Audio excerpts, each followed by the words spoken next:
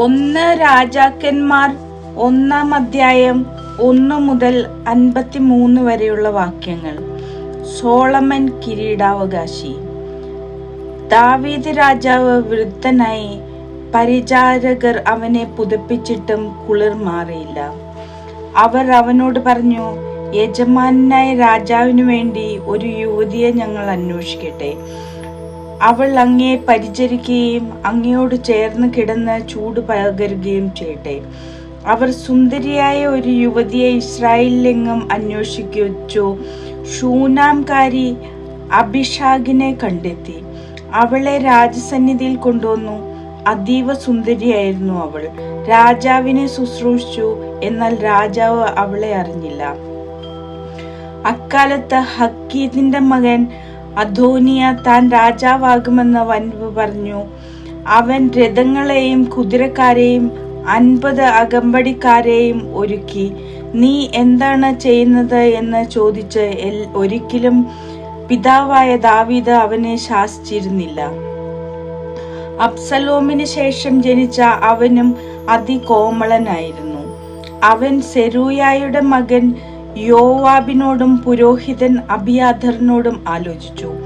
അവർ അവന് പിന്തുണ നൽകി. എന്നാൽ പുരോഹിതൻ സാദോക്ക്, യഹോദായുടെ മകൻ ബനായ, പ്രവാചകൻ നാഥാൻ, ശിമയി, റേയി എന്നിവരും ദാവീദിന്റെ അംഗരക്ഷകരായ ധീരയോദ്ധാക്കളും അവന്റെ പക്ഷത്തു ചേർന്നില്ല. ഒരു ദിവസം അദോനിയ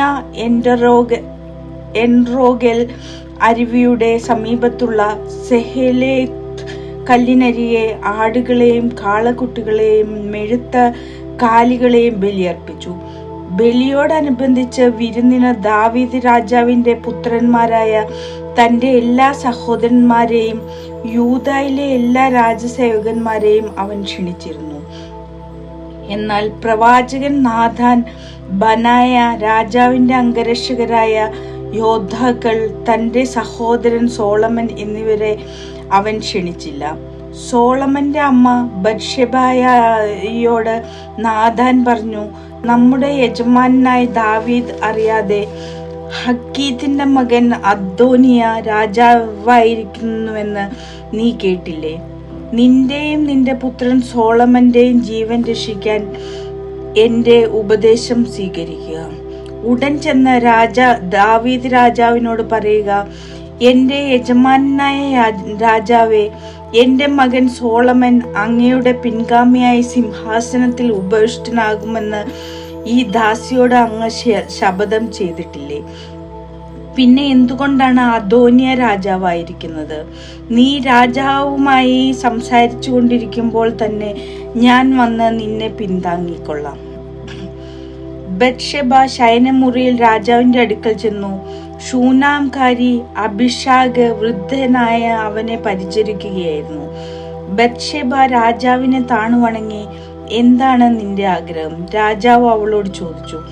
അവൾ പറഞ്ഞു, യജമാനനെ, എന്റെ മകൻ സോളമൻ അങ്ങേക്ക് ശേഷം സിംഹാസനത്തിൽ ഉപവിഷ്ടനാകുമെന്ന് ദൈവമായ കർത്താവിന്റെ നാമത്തിൽ അങ്ങ് എന്നോട് സത്യം ചെയ്തിരുന്നുവല്ലോ. ഇപ്പോഴിതാ അദോനിയ രാജാവായിരിക്കുന്നു. യജമാനായ രാജാവോ ഇതറിയുന്നുമില്ല. അവൻ കാളകളെയും കൊഴുത്ത അനേകം ആടുമാടുകളെയും ബലിയർപ്പിക്കുകയും അങ്ങേ എല്ലാ പുത്രന്മാരെയും പുരോഹിതൻ അബിയാഥറിനെയും സേനാനായകൻ യോവാബിനെയും വിരുന്നിന് ക്ഷണിക്കുകയും ചെയ്തു. എന്നാൽ അങ്ങയുടെ ദാസനായ സോളമനെ ക്ഷണിച്ചില്ല. എന്റെ യജമാനായ രാജാവേ, അങ്ങയുടെ പിൻഗാമിയായി ആരാണ് സിംഹാസനത്തിൽ വാഴുകയെന്ന് അങ്ങ് പ്രഖ്യാപിക്കുന്നത് കേൾക്കാൻ ഇസ്രായേൽ ജനം കാത്തിരിക്കുകയാണ്. അങ്ങ് പിതാക്കന്മാരോട് ചേരുമ്പോൾ എന്നെയും എന്റെ മകൻ സോളമനെയും അവർ രാജദ്രോഹികളായി കണക്കാക്കും. അവൾ രാജാവിനോട് സംസാരിച്ചു കൊണ്ടിരിക്കുമ്പോൾ പ്രവാചകൻ നാഥാൻ കടന്നു വന്നു. അവൻ വന്ന വിവരം രാജാവിനെ അറിയിച്ചു. നാഥാൻ രാജസന്നിധിയിൽ താണുവണങ്ങി. അവൻ രാജാവിനോട് ചോദിച്ചു, എന്റെ യജമാനായ രാജാവേ, അദോനിയ അങ്ങയുടെ പിൻഗാമിയായി ഭരിക്കണമെന്നും അവനാണ് അങ്ങയുടെ സിംഹാസനത്തിൽ ഉപവിഷ്ടനാകേണ്ടതെന്നും അങ്ങ് കൽപ്പിച്ചിട്ടുണ്ടോ? അവൻ ഇന്ന് കാളകളെയും കൊഴുത്ത അനേകം ആടുമാടുകളെയും ബലിയർപ്പിച്ചു. എല്ലാ രാജകുമാരന്മാരെയും സേനാധിപന്മാരെയും പുരോഹിതൻ അബിയാതറിനെയും വിരുന്നിന് ക്ഷണിച്ചിരിക്കുന്നു. അവർ അവനോടുകൂടി തിന്നുകുടിക്കുകയും അദോനിയ രാജാവ് നീണാൽ വാഴട്ടെ എന്ന് ആർപ്പ് വിളിക്കുകയും ചെയ്യുന്നു. എന്നാൽ അങ്ങേ ദാസനായ എന്നെയും പുരോഹിതൻ സാദോക്കിനെയും യഹോയാദയുടെ മകൻ ബനായയെയും അങ്ങയുടെ ദാസനായ സോളമനെയും ക്ഷണിച്ചിട്ടില്ല. യജമാനായ രാജാവിന്റെ പിൻഗാമിയായി സിംഹാസനത്തിൽ ഇരിക്കേണ്ടത് ആരെന്ന് അങ്ങയുടെ ദാസരെ അറിയിച്ചിട്ടില്ലല്ലോ. ഇക്കാര്യം അങ്ങയുടെ കൽപ്പന അനുസരിച്ച് തന്നെയാണോ നടന്നത്? അപ്പോൾ ബത്ശെബയെ വിളിക്കാൻ രാജാവ് ആജ്ഞാപിച്ചു. അവൾ രാജാവിന്റെ മുമ്പേ വന്ന് നിന്നു. അവൻ ശപഥം ചെയ്തു, സകല കഷ്ടതകളിൽ നിന്ന് എന്നെ രക്ഷിച്ച കർത്താവാണ്, നിന്റെ മകനായ സോളമൻ എനിക്ക് ശേഷം എന്റെ സിംഹാസനത്തിൽ വാഴുമെന്ന് ഇസ്രായേലിന്റെ ദൈവമായ കർത്താവിന്റെ നാമത്തിൽ നിന്നോട് ഞാൻ സത്യം ചെയ്തിട്ടുള്ളതനുസരിച്ച് ഇന്ന് ഞാൻ പ്രവർത്തിക്കും. ബത്ശെബ രാജാവിന് സാഷ്ടാംഗം നമസ്കരിച്ചുകൊണ്ട് പറഞ്ഞു, എന്റെ യജമാനായ ദാവീദ് രാജാവ് എന്നേക്കും ജീവിക്കട്ടെ. പുരോഹിതൻ സാദോക്കിനെയും പ്രവാചകൻ നാഥാനെയും യഹോയാദയുടെ മകൻ ബനായയെയും തന്റെ അടുത്തേക്ക് വിളിക്കുവാൻ ദാവീദ് രാജാവ് കൽപ്പിച്ചു.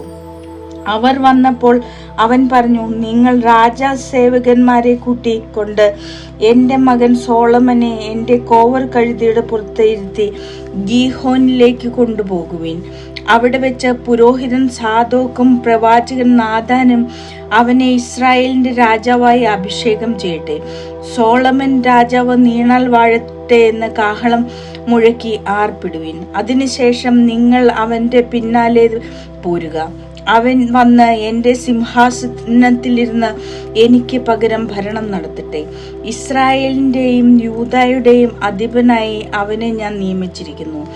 യഹോയാദയുടെ മകൻ ബനായ രാജാവിനോട് പറഞ്ഞു, അപ്രകാരം സംഭവിക്കട്ടെ. യജമാനായ രാജാവിന്റെ ദൈവമായ കർത്താവ് അപ്രകാരം തന്നെ കൽപ്പിക്കുമാറാകട്ടെ.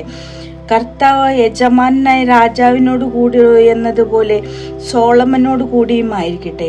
അവന്റെ ഭരണം എൻ്റെ യജമാനായ ദാവീദ് രാജാവിൻ്റെതിനേക്കാൾ മഹത്വപൂർണമാകട്ടെ. പുരോഹിതൻ സാദോക്കും പ്രവാചകൻ നാഥാനും യഹോദായുടെ മകൻ ബനായയും കെരേത്യരും പെലേത്യരും സോളമനെ ദാവീദ് രാജാവിന്റെ കോവർ കഴുതിയുടെ പുറത്തിരുത്തി ഗീഹോനിലേക്ക് കൊണ്ടുപോയി. പുരോഹിതൻ സാദോക്ക് വിശുദ്ധ കൂടാരത്തിൽ നിന്നും തൈലം നിറച്ച കൊമ്പെടുത്ത് സോളമനെ അഭിഷേകം ചെയ്തു. അവർ കാഹളം മുഴുക്കി, സോളമൻ രാജാവ് നീണാൽ വാഴട്ടെ.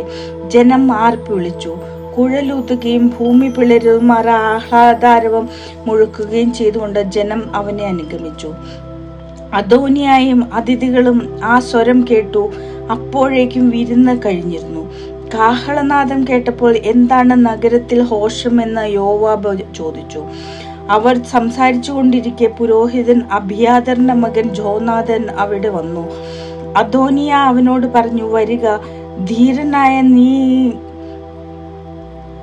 നീ സദ്വാർത്തിയും കൊണ്ടായിരിക്കുമല്ലോ വന്നിരിക്കുന്നത്.